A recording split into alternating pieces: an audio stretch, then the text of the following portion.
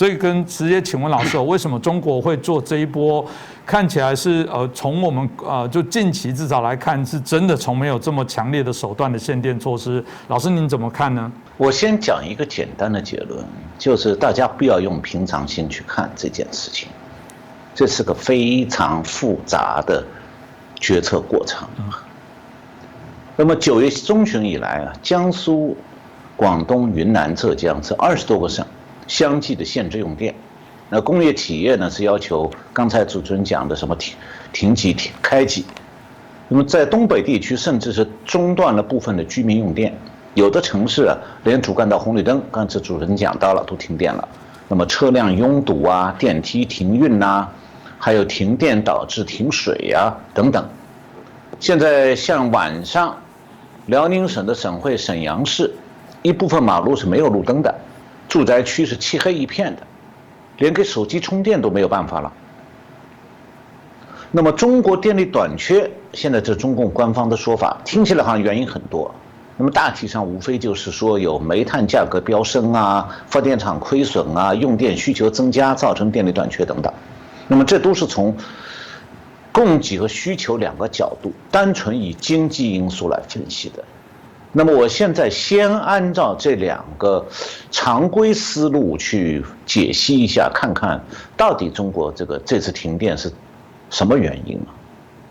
那么首先呢，分析的是中国的电力需求主要是哪些方面。那么今年9月份限制供电之前，1月到8月中国的总共发电是5兆4700亿度。那么第一产业呢，就是农业和采掘业是占1.2%，这个无足轻重。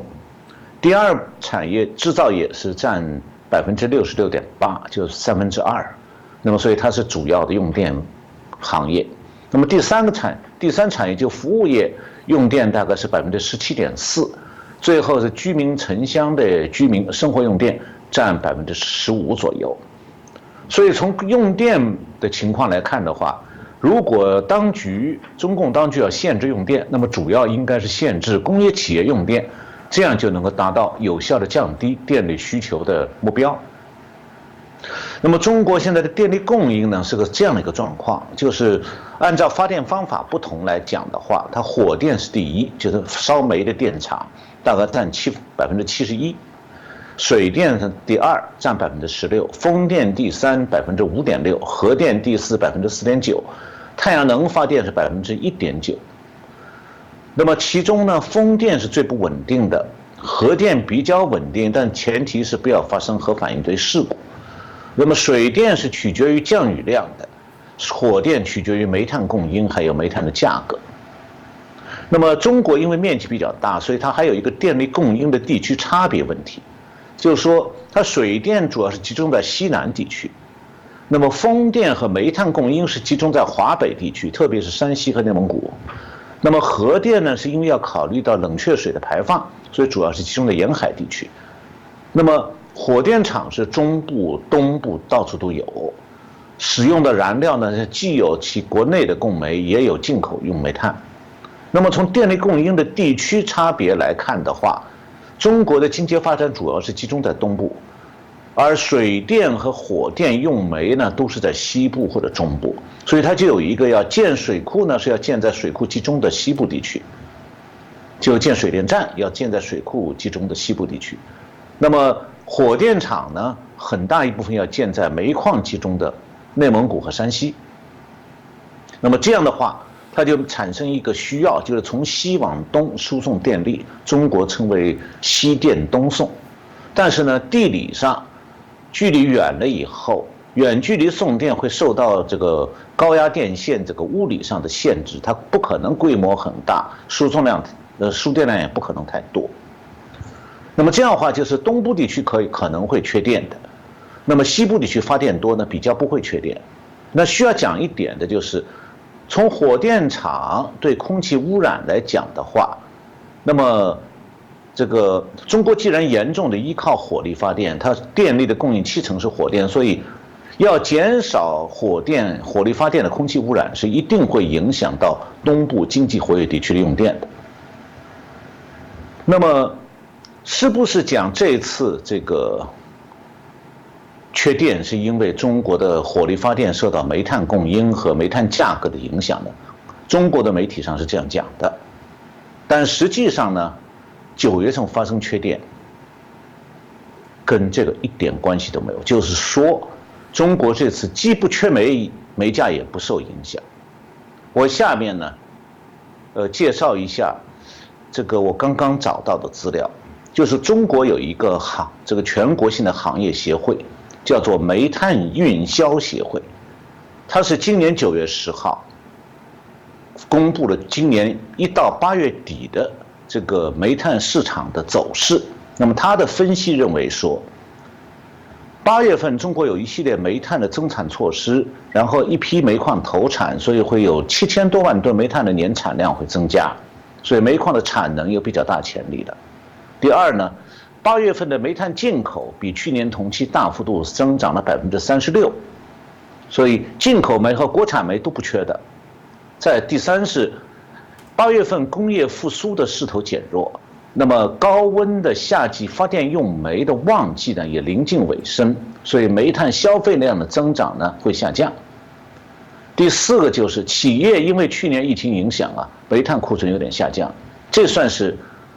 唯一的一个不太有利的消息，就是说8月底火电厂存煤比去年同期下降1/4。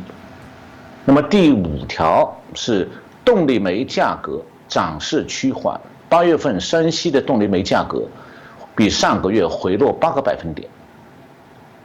根据这样一些资讯，所以这个全国的煤炭运销的这个行业协会，它的预测对今年9月份的预测是，我刚才再强调一下时间啊，这个预测是9月10号公布的。那么预测是5点，第一点，煤炭增产增供将稳步推进；第二点，煤炭进口将逐渐恢复；第三点，9、10月份是煤炭消费淡季，随着气温下降，电厂煤耗水平将明显回落。第四，气象部门预计9月份中国全国多地呢降水偏多，所以预计呢水电出力会增加，那么水电对煤电的替代作用也会增强。这我可讲的是在9月10号的时候中国公布的资讯。那么就是9月10号以后不到1个星期，局势突然大变，全中国突然的缺电限电到处拉闸。那么现在供电紧张的省区包括南方5个省，然后有蔓延到华北、华中，特别紧张的有这个河北、山东、内蒙古西部、湖南、湖北、江西、广东、云南、广西。那么受到拉闸限电、限产停工的冲击呢，9月中旬以来，钢铁、煤炭、化工、冶金、水泥、汽车、纺织服装等等很多行业开工率都下降。比方讲，钢铁行业9月前3周高炉的开工率已经下降了55%，比去年同期低15个百分点。那么然后中国的媒体就开始大量报道供电不足，然后《纽约时报》也一起凑热闹，发表了一篇报道。有个《纽约时报》记者跑到深圳北边那个东莞去采访一家鞋厂，